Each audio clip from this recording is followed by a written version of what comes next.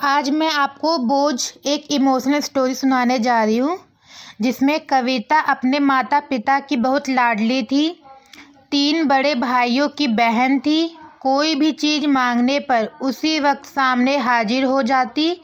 पूरे घर में रौब था उसका। पूरे परिवार और नौकरों पर राजकुमारी की तरह हुक्म चलाती थी कविता। स्कूल में भी पूरा रौब था उसका। बड़े घर की लाडली जो थी वह। ऐसे ही उसने कॉलेज में दाखिला लिया। उसके ठाट बाट, बड़ी गाड़ी में आना जाना, हर दिन नया फैशन देखकर हर कोई उससे दोस्ती करना चाहता था। थोड़े ही दिनों में उसके बहुत से दोस्त बन गए। पूरे कॉलेज में उसकी अपनी ही एक पहचान थी। एक दिनों उसके घर एक रिश्ता आया।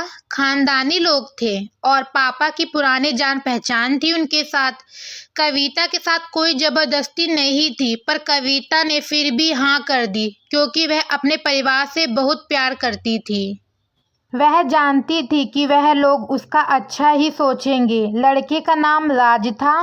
राज काफ़ी पढ़ा लिखा और समझदार लड़का था। ससुराल वाले भी बहुत अच्छे थे। ससुराल में कविता की जगह वैसे ही थी जैसे कि मायके में। कोई भी कार्य कविता की सलाह के बिना नहीं होता था। सबकी लाडली बहू बन गई थी वह। फिर उसके घर एक बेटे का जन्म हुआ। से प्यारा था। पोता पाकर ससुराल वाले तो फूले नहीं समाते थे। कविता कभी कभी सोचती कि उसकी किस्मत कितनी अच्छी है। उसका हर अपना उसे कितना प्यार करता है। चाहे जीवन में कैसा भी समय आए, मेरे अपने हमेशा मेरे साथ है। मैं कभी अकेली नहीं हो सकती।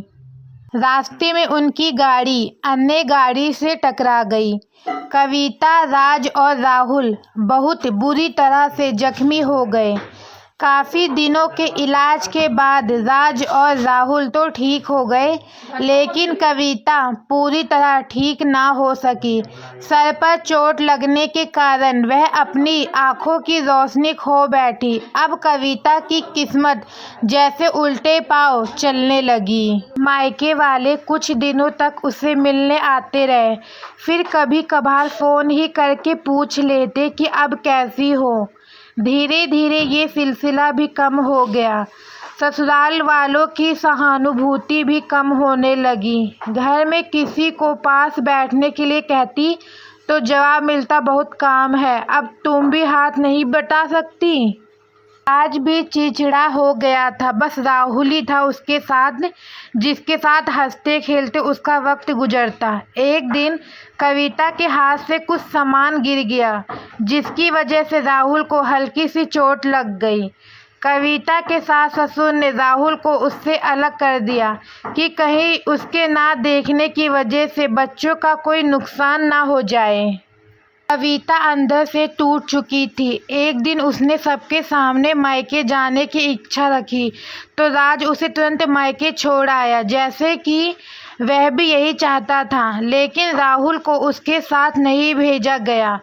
कविता कभी राहुल से दूर नहीं रही थी, पर अपनी कमी के कारण उसने ज़्यादा बहस नहीं की।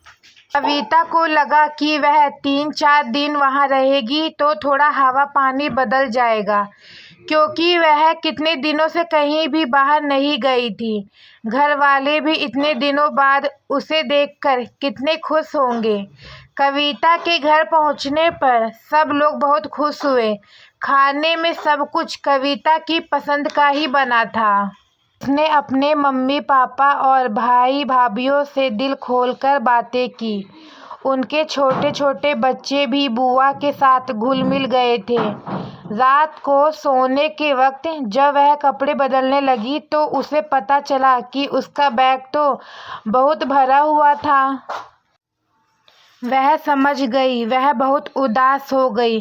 कुछ दिनों तक तो सब ठीक रहा, फिर जैसे सब बदलने लगा।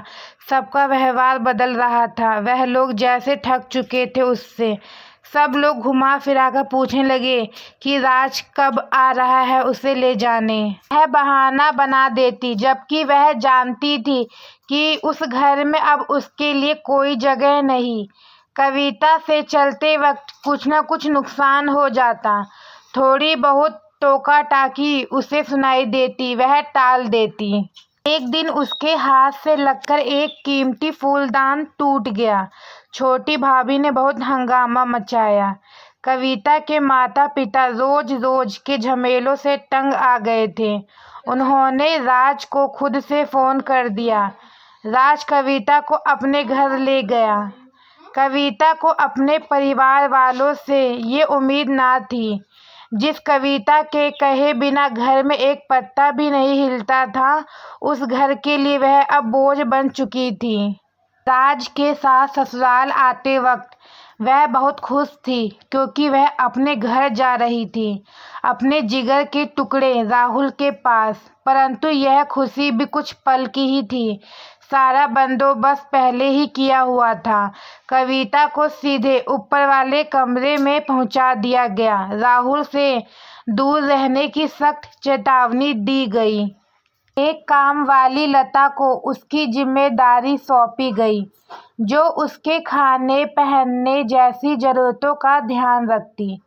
कविता ज्यादातर चुप ही रहती। कभी कभी काम वाली लता से थोड़ा बतिया लेती। उसके जरिए राहुल का पता चल जाता। सबकी लाडली बेटी और बहू सबके लिए लाडली से बोझ बन चुकी थी।